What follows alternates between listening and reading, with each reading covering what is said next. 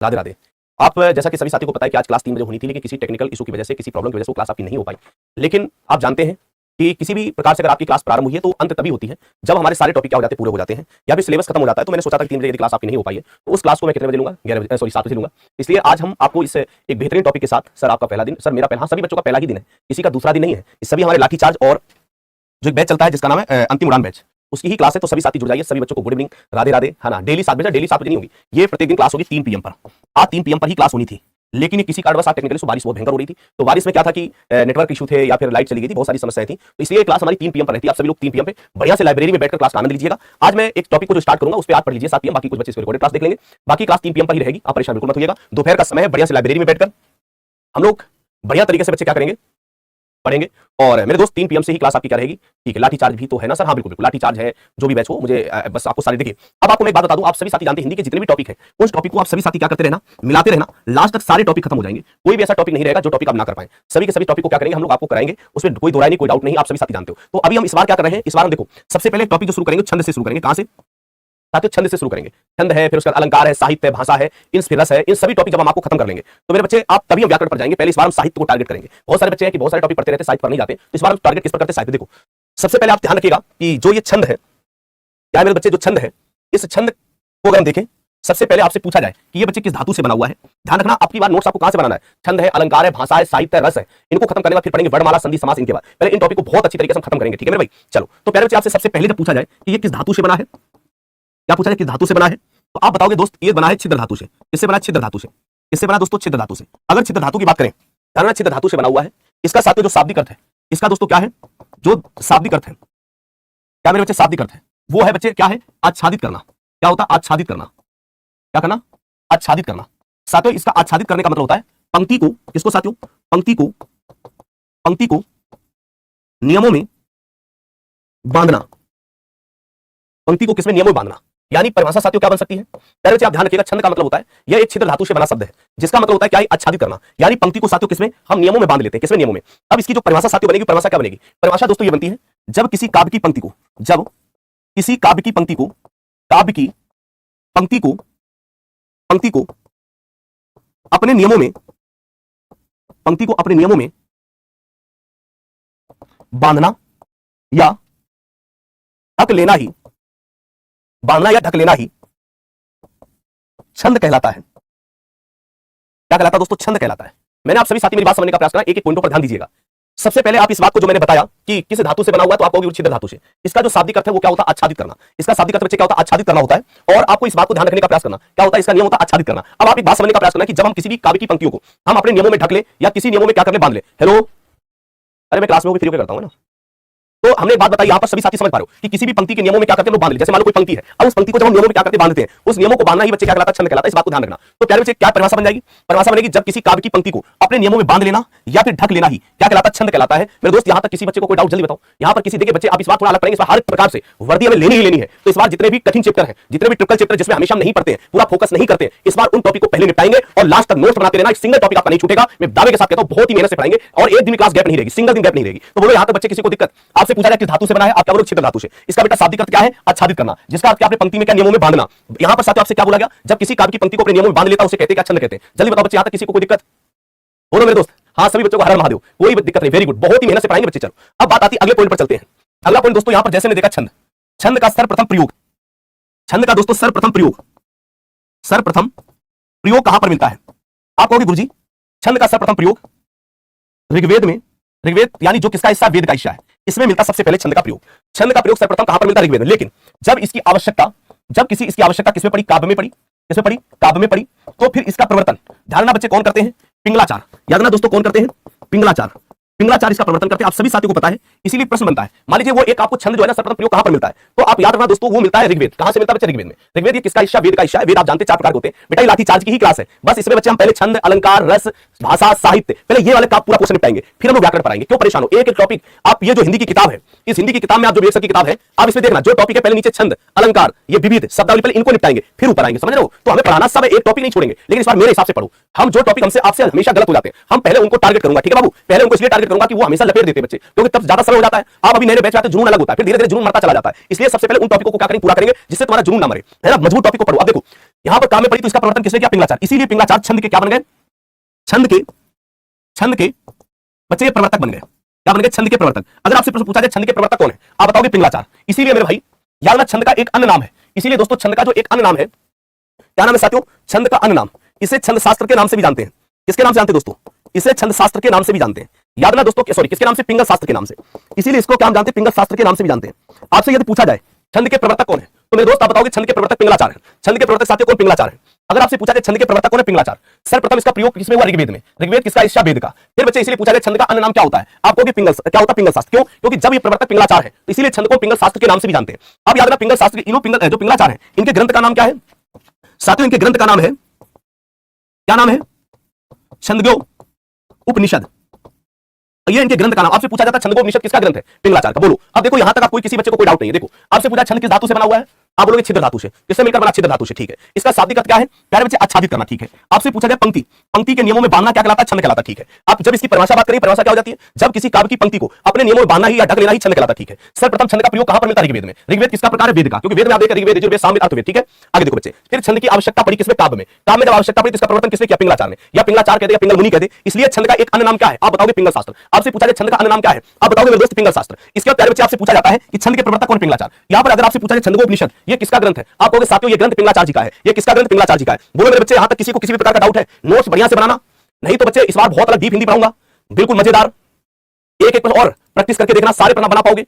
इसलिए बहुत डेप्थ में जाकर पढ़ाऊंगा इस बार, समझ रहे हो? जल्दबाजी मत करना। यहां तक किसी बच्चे को कोई भी प्रश्न बना पाओ, बताओ सभी साथी। मैंने बताया सबसे पहला टॉपिक ये पूछा जाए कि धातु से, छिद्र धातु से। शाब्दिक अर्थ क्या? आच्छादित करना या पंक्ति के नियमों में बांधना। जब किसी काव्य की पंक्ति को अपने नियमों में बांध लेता है, ढक लेता है, उसे छंद कहते हैं। सर्वप्रथम प्रयोग इसका ऋग्वेद में होता है। काम में आवश्यकता पड़ी किसने परिवर्तन किया? पिंगलाचार ने।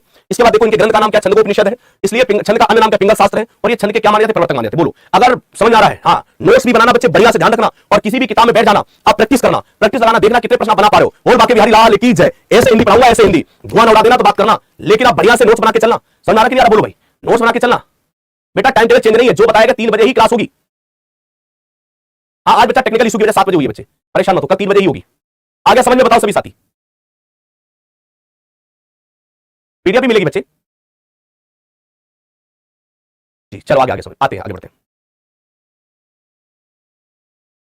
ठीक है, आइए अब आगे बढ़ते दोस्तों। यहां तक सभी को क्लियर हो जाता है। अब आपसे पूछा जाएगा छंद, जैसे काव्य है, काव्य के कितने अंग माने गए? ध्यान रखना, आपसे पूछा जाए काव्य के कितने अंग माने गए। दोस्तों जब भी काव्य के अंग की बात करें, इसके अंग, तो साथियों इसके 3 अंग होते हैं। काव्य के कितने अंग होते हैं दोस्तों? 3 अंग होते हैं। इन 3 अंगों पर ध्यान दीजिएगा। कौन कौन से 3 अंग होते हैं? एक आपने देखा होगा जिसको साथियों रस बोलते हैं। क्या बोलते हैं? रस बोलते हैं। एक होता है जिसे बोलते हैं लोग छंद बोलते हैं। और साथियों एक होता है जिसे क्या बोलते हैं साथी हम लोग? अलंकार।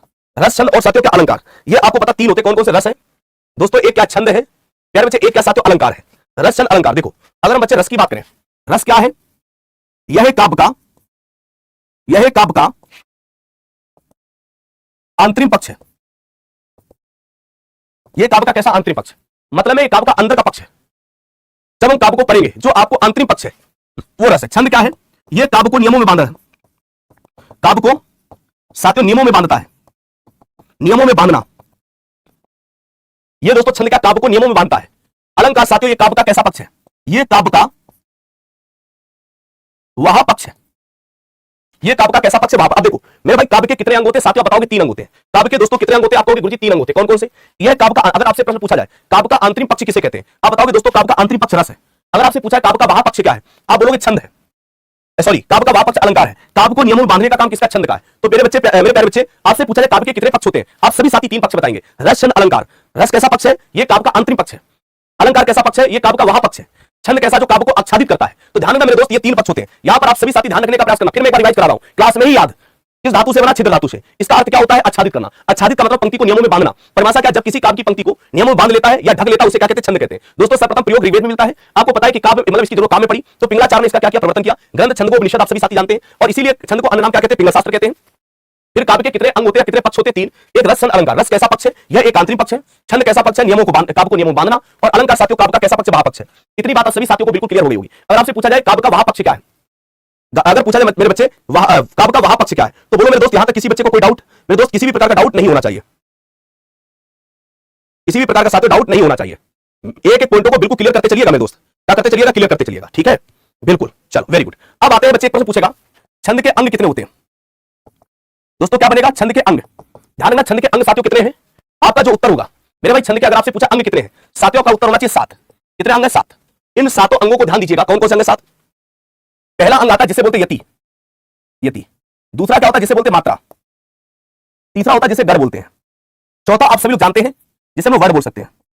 पांचवा दोस्तों चरण एवं या फिर इसे पाद बोल सकते हैं, ठीक है। छठवां दोस्तों क्या होता है? जिसे हम लोग बोलते हैं गति, क्या बोलते हैं? गति। और सातवां बच्चे क्या? तुक। ये हमारे दोस्तों अगर आपसे पूछा जाए छंद के अंग कितने होते हैं, आपका उत्तर क्या होना चाहिए? साथियों का उत्तर होना चाहिए भैया छंद के अंग जो होते हैं वो 7 होते हैं। वो कितने होते हैं? 7 होते हैं। इन 7 अंगों पर ध्यान दीजिएगा। एक जैसे यति है, मात्रा है, गढ़ है, वर्ण है, चरण एवं पाद है, गति है, तुक है। ये 7 अंग है। कितने अंग है? 7। अगर मेरे दोस्त हम 7 अंग आपको पढ़ा दे तो छंद कभी भी साथी आपका गलत नहीं हो सकता है। अगर हम तुम्हें दोस्तों क्या पढ़ा दे? 7 अंग पढ़ा दे, कभी छंद आपका गलत नहीं हो सकता। देखो सबसे पहले यति किसे कहते हैं? ध्यान देना, यति पहला अंग ध्यान देना। यति किसे कहते हैं? काव्य में रुकने एवं ठहरने को। देखना, काव्य में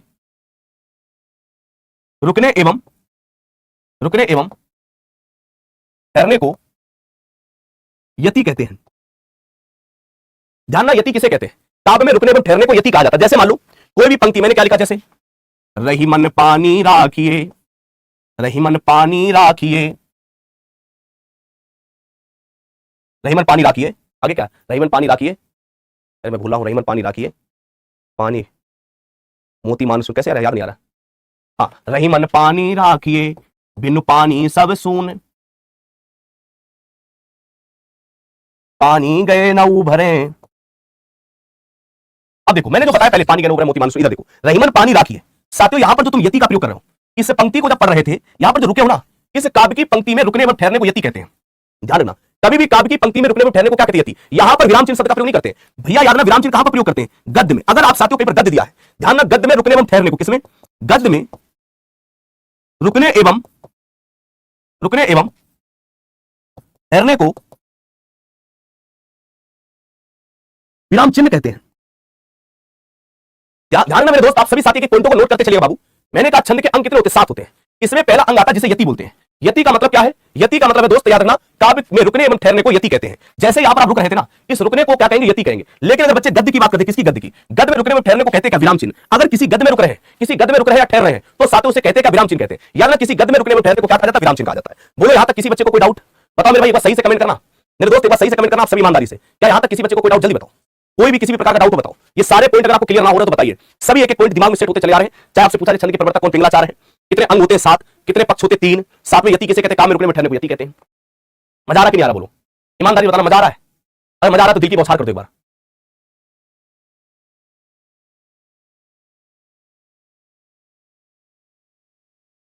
मजा आ रहा? देखो बेटा, सारे कितने अंग होते हैं? 7 अंग होते हैं। और बेटा सब बोर्ड में लिख लिख कर पढ़ाऊंगा, जैसे पढ़ा रहा हूं, लिख लिख के पॉइंट क्लियर कराते हुए। ये सब आपने देखा होगा। अगर बोल दिया जाए गद्य में रुकने में ठहरने को क्या कहते हैं? विराम चिन्ह कहते हैं। मजा आ रहा? Very good. अब आते हैं दूसरे अंग पर। दूसरा अंग बच्चे क्या है? मात्रा। ध्यान रखना, मात्रा छंद में, इसमें मात्रा। दूसरा बच्चे क्या करते हैं? मात्रा। वेरी गुड, सभी बहुत ही वेरी गुड, सभी बच्चों बहुत अच्छे समझ आ रहा है। बस यही अच्छे समझ में ही आना चाहिए। कल और दुआ उड़ाएंगे। अभी आप 3 बजे क्लास थोड़ी डिस्टर्ब हुई ना, लेकिन फिर भी मैं क्लास ले रहा हूं। क्लास किसी दिन गैप नहीं होगा, एक दिन। चलो आइए बेटा, मात्रा की अगर बात करें, किसकी बात करें? मात्रा। याद रखना, अगर छंद में मात्रा 2 प्रकार के प्रयोग करते हैं। छंद में मात्रा कितने प्रकार की प्रयोग करते हैं? 2 प्रकार की। कैसे? छंद में मात्रा हम 2 प्रकार के ऐसे प्रयोग करेंगे। पहले नंबर देखो, एक तो बच्चे लघु, दोस्तों एक तो लघु मात्रा। दूसरे नंबर पे अगर हम बात करें, एक तो साथियों दीर्घ मात्रा। 2 प्रकार से हम यहां पर क्या करते हैं? प्रयोग करते हैं। एक लघु मात्रा है, एक दीर्घ मात्रा, ठीक है। लघु मात्रा में यदि हम बात करें, लघु में क्या क्या आता है? साथियों याद रखना, लघु में बच्चे आप इस बात को ध्यान रखना, एक तो छोटा, एक छोटी, एक ऊ और एक री। ध्यान, अगर किसी शब्द में, मेरी बात समझना, किसी शब्द में ये 4 अक्षर अगर कहीं पर आते हैं तो साथियों उसमें मात्रा कितनी निकालोगे? एक। ध्यान रखना, जैसे मान लो मैंने कहीं पर लिखा कमल, क्या लिखा? कमल। बात आती कमल में जब हम मात्रा निकाले जाएंगे, किसमें? कमल में। याद रखना दोस्तों, किसमें? कमल में। अब साथियों जब कमल में आप मात्रा निकालोगे, इसमें कमल में, तो याद रखना इसमें एक मात्रा, इसमें भी एक, इसमें एक, क्योंकि या तो कहीं पर छोटा आ जाए, एक मात्रा निकालोगे। साथियों या तो कहीं पर छोटी आ जाए, तभी मात्रा 1 निकालोगे। अगर मेरे दोस्त कहीं पर छोटा हुआ आ जाए, तभी मात्रा 1 निकालोगे। पहले बच्चे अगर कहीं पर री आ जाए, तभी मात्रा कितनी निकालोगे? 1। याद रखना दोस्तों, यानी छोटा ई, ऊ और री जो भी आ जाए, मात्रा 1 निकालोगे। ठीक है बाबू, आ जाओ दीर्घ पे। साथियों दीर्घ में जैसे कहीं पर बड़ा आ जाए, बड़ी ई आ जाए, बड़ा ऊ आ जाए, ए, ए, ओ और साथियों औ। इसमें साथी जब भी पूछी जाए आपको 2 मात्रा, ये 2 का सिंबल है, ध्यान रखना, 5 मत कर देना, ये पता लगे कि ये 5 है, ये 2 का सिंबल है। इसमें भी बात जब भी बड़ी आ जाए 2 मात्रा, जैसे आ जाए 2 मात्रा, इसमें भी साथियों 2 मात्रा। पहले बच्चे इसमें भी 2 मात्रा, इसमें भी याद रखना 2 मात्रा, और साथियों इसमें भी 2 मात्रा। ठीक है, जैसे मान लो मैंने कहीं पर लिखा राम। अब हम लोग राम पे जब मात्रा निकालने जा रहे हैं, क्या निकाले जा रहे हैं? मात्रा। आप याद रखना, जैसे राम में क्या बड़ा है? बोलो भाई, जब राम में बड़ा है तो 2 मात्रा निकलेंगी। इसमें एक छूटा है, एक मात्रा निकलेगी, क्योंकि हमें मात्रिक छंद में मात्रा निकालना आना चाहिए। तो याद रखना, मात्रा हमारे जो छंद में हम प्रयोग करते हैं वो दो प्रकार से प्रयोग करते हैं। वो कौन कौन सी आपने देखा, एक लघु और एक क्या है दीर्घ। लघु में साथियों जैसे मैंने कहा कहीं पर छोटा, छोटी, उरी इसका प्रयोग कर दे। दीर्घ में साथियों समझ पा रहे हो जैसे बड़ा, बड़ी, बड़ाऊ, ए, ओ और औ। इस प्रकार से क्या निकाले, मात्रा निकाल रहे हैं। बोलो भाई। तो अब मेरे बच्चे आप देखो इसमें इस बात को ध्यान देखना, मैंने अभी यति पढ़ाया था, दूसरा मात्रा में पढ़ा रहा हूं। मात्रा में अगर कहीं पर छोटा, छोटी, उरी इनका प्रयोग कर रहे हो तो साथियों इस प्रकार से बच्चे क्या करते हैं मात्राओं में। दीर्घ में बच्चे क्या लिखा, जैसे बड़ा, बड़ी, बड़ाऊ, ए, ओ, ये दीर्घ मात्रा है। अब आता मात्रा निकालने के और नियम, ध्यान रखना, मात्राएं निकालने के नियम, मात्रा निकालने के नियम। साथियों मात्रा निकालने के नियम देखो, पहला नियम, नियम नंबर फर्स्ट। अभी मैं क्या बता रहा था, मात्रा जैसे कहीं पर छोटा, छोटी, ऊ, री मिल जाए तो एक मात्रा निकालोगे, कहीं पर बड़ा, बड़ी, बड़ाऊ, ए, ओ मिल जाए उसकी मात्रा दो निकालोगे। ठीक बाबू। आओ मात्रा निकालने के नियम पर जाते हैं थोड़ा सा। पहला नियम दोस्तों ये कहता है, यदि किसी शब्द का, ध्यान रखना, यदि किसी शब्द का प्रथम अक्षर अधूरा दिया गया है, यदि किसी शब्द का प्रथम अक्षर अधूरा दिया गया है तो उस अधूरे अक्षर की कोई मात्रा नहीं होती है। मेरे बच्चे नियम देखो पहला क्या कह रहा है। साथियों पहले नियम पर थोड़ा सा ध्यान दीजिएगा। मेरे बच्चे पहला नियम ये कह रहा है कि यदि किसी शब्द का, ध्यान रखना, किसी शब्द का यदि साथियों प्रथम अक्षर कैसा अधूरा दिया गया है तो उस अधूरे अक्षर की कोई मात्रा नहीं होती है। बाबू वो कहना चाह रहा है कि जैसे कोई शब्द दिया, मात्रा निकालने जा रहे हैं, उसका पहला अक्षर अधूरा। जैसे मान लो मैंने क्या लिखा, मैंने उदाहरण में लिखा जैसे एक म्यान में दो तलवारें, मान लो मैंने म्यान लिखा। जैसे बच्चे मैंने कहीं पर क्या लिखा, आपके सामने प्यार लिखा। अब आपसे कहते हैं कि मात्रा निकालो। जब भी साथियों मात्रा निकाले जाएंगे ना, पहला अक्षर अधूरा है, उसने क्या कहा, यदि किसी प्रथम अक्षर अधूरा मिल जाए तो उसकी कोई अधूरे अक्षर की मात्रा, तो इस माँ के अधूरे वाले माँ की कोई मात्रा जोड़ना ही नहीं है। क्यों नहीं जोड़ना, नियम में आपको पढ़ाया गया है। इसकी मात्रा दो और कितनी निकालोगे, एक, यानी तीन मात्रा है टोटल। कितनी मात्रा है साथियों, तीन मात्रा है। अगर बात करें जैसे प्यार, अब प्यार में पहला अधूरा अक्षर इसकी कोई मात्रा, दो और एक, यानी इसकी भी तीन मात्रा है। वो यही कहना चाह रहा, मात्राओं की बात करेंगे। साथियों बोल क्या रहा है, यदि किसी शब्द का पहला अक्षर अधूरा दिया गया है तो दोस्त उसकी कोई भी मात्रा नहीं होती है। साथियों उसकी क्या नहीं होती, कोई भी मात्रा हम जोड़ते नहीं है। बेटा याद रखना, क्या करते हैं, उसकी मात्रा हम जोड़ते नहीं है। ये आपका दोस्त पहला नियम है। पहले नियम में स्पष्ट कह रहा है कि अगर किसी शब्द का पहला अक्षर अधूरा दिया गया तो हम उसकी कोई भी मात्रा नहीं जोड़ते। अब जैसे मान लो क्या आ जाए, कौन आ जाए, पहला अक्षर अधूरा दिया गया, हम उसकी मात्रा नहीं जोड़ेंगे। नियम नंबर दूसरा साथियों क्या कह रहा, देखो, यदि किसी शब्द का प्रथम अक्षर छोड़कर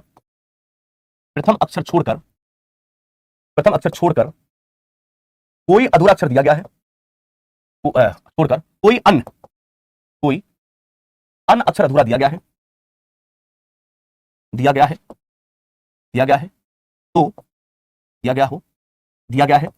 तो उस अक्षर के पहले वाले अक्षर की मात्रा दीर्घ कर देते हैं। मेरे दोस्तों दूसरा नियम देखो, दूसरा नियम ये कह रहा है कि यदि किसी शब्द का प्रथम अक्षर छोड़कर, मतलब कौन सा अक्षर छोड़कर, प्रथम अक्षर छोड़कर कोई और अक्षर अधूरा दिया गया है, छोड़कर कोई अन्य अक्षर क्या दिया, अधूरा दिया गया है, तो उस अक्षर के पहले वाले अक्षर को छोड़कर उसकी मात्रा हम लोग क्या करते हैं, दीर्घ कर देते हैं। क्या करते हैं, दीर्घ। देखो जैसे बच्चे मैंने आपके सामने क्या लिखा, मैंने लिखा कुत्ता। क्या लिखा दोस्तों, कुत्ता लिखा।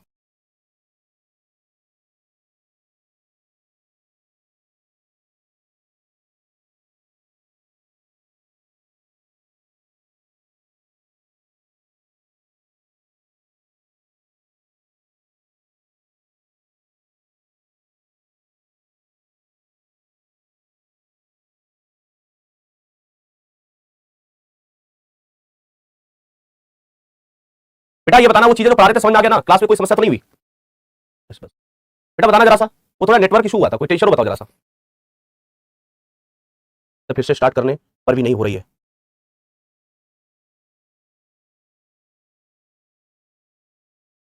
बेटा क्लास खत्म नहीं हुई है, पहले बताओ यार। भाई कमेंट तो ये सब आ रहे हैं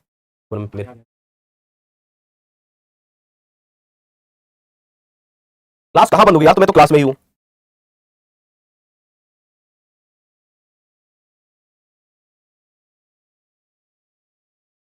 स्टार्ट हो गई ना, चलो आओ फिर वहीं पे आ जाओ। मैंने क्या बताया था दोस्त, आप देखिए किसी शब्द का प्रथम अक्षर अधूरा दिया गया है तो हमें उस अधूरे अक्षर की कोई भी मात्रा की गणना नहीं करनी होती है। जैसे हमने लिखा एक म्यान में दो तलवारें। अब यहाँ पर जो पहला अधूरा अक्षर है उसमें बच्चे कोई भी मात्रा आपको नहीं जोड़ना है। इसी प्रकार से हमने देखा दोस्तों ये प्यार। अब इसमें आप साथियों देखो पहला अक्षर कैसा अधूरा है, मैंने कहा कि पहले अक्षर की कोई भी मात्रा साथियों आपको नहीं जोड़नी है। दूसरे नंबर पर दोस्तों मैंने क्या लिखा, यदि किसी शब्द का प्रथम अक्षर छोड़कर कोई अन्य अक्षर दिया हो तो उस अक्षर के पहले वाले अक्षर की मात्रा को आपको दीर्घ करना होता है। बाबू ये कहना चाह रहा है साथियों, सभी साथी बताओ, पहले अक्षर को छोड़कर अगर पहला अक्षर दोस्त कैसा दिया गया, अधूरा, तो हम उसे क्या कर सकते हैं, वो आपको पहले, ये दोनों नियम क्लियर, पहले कमेंट करो साथी, जल्दी बताओ दोनों नियम क्लियर है।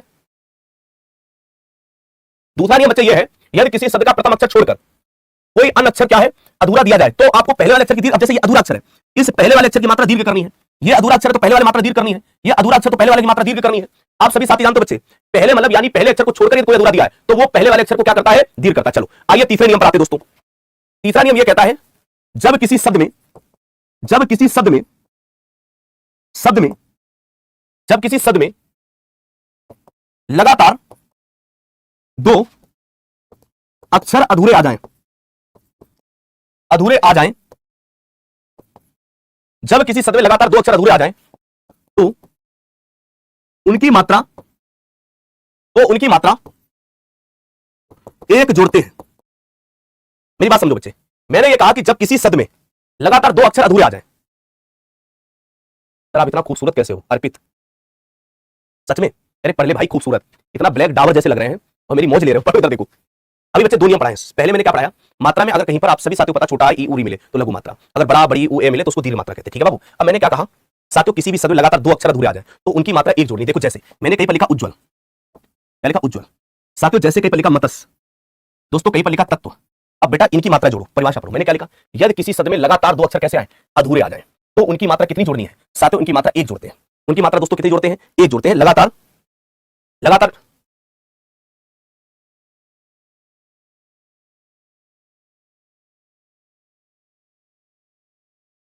ठीक है। यहां पर देखो मेरे बच्चे क्या लिखा, जब किसी शब्द में लगातार दो अक्षर अधूरे आ जाए तो उनकी मात्रा एक जोड़ते हैं। देखो जैसे पहले बच्चे आप देख सकते हैं उज्ज्वल में एक, ठीक है, ये दो अक्षर कैसे अधूरे हैं, इनकी मात्रा एक, इनमें देखो दोस्तों एक, इनमें भी मात्रा एक। साथ देख रहे हो, जब दो अक्षर अधूरे आ जाए उनकी मात्रा कितनी जोड़नी है, एक, कितनी जोड़नी है, एक। ठीक है मेरे बाबू। इसका देखो मेरे भाई यहां पर क्या एक, इसके साथ इन दोनों को जोड़ेंगे तभी एक, इसको जोड़ेंगे एक। ठीक है मेरे भाई, इनमें भी सभी में तीनों में क्या एक आ जाएगी। पहले बच्चे इसी प्रकार से देखो यहां पर क्या लिखा, एक, इन दोनों की मात्रा एक, इनकी एक। ये तीसरा रूल समझ आया, बोलो।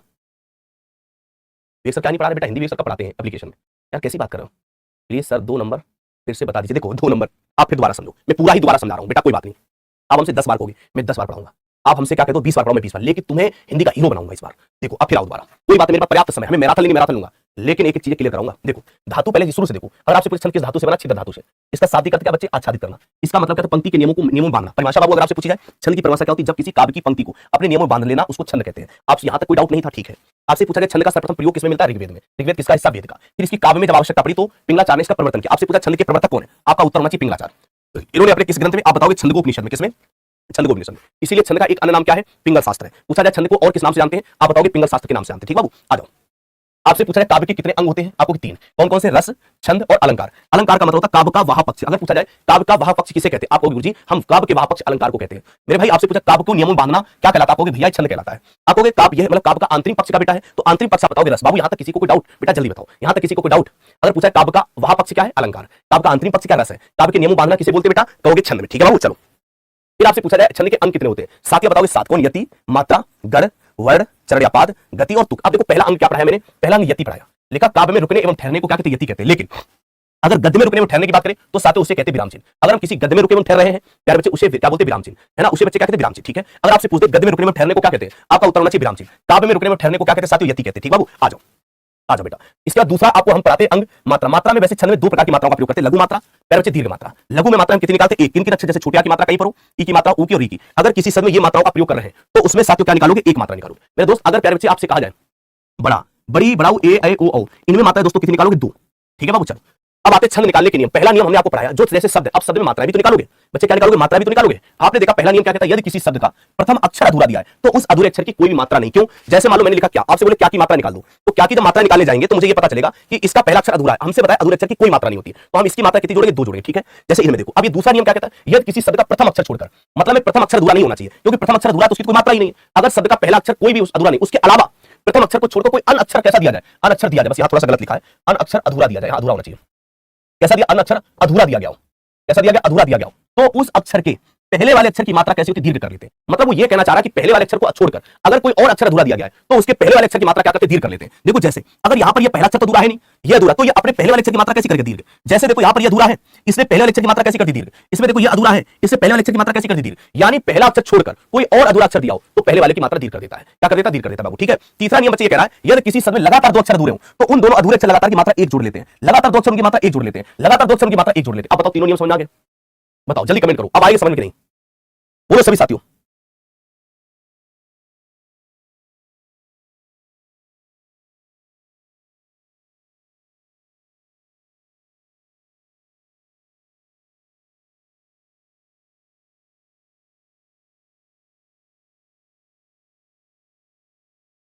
चलो ठीक है बेटा, तो कल आपको इसके आगे मैं कंटिन्यू करूंगा। कल क्लास आपकी 3 बजे रहेगी।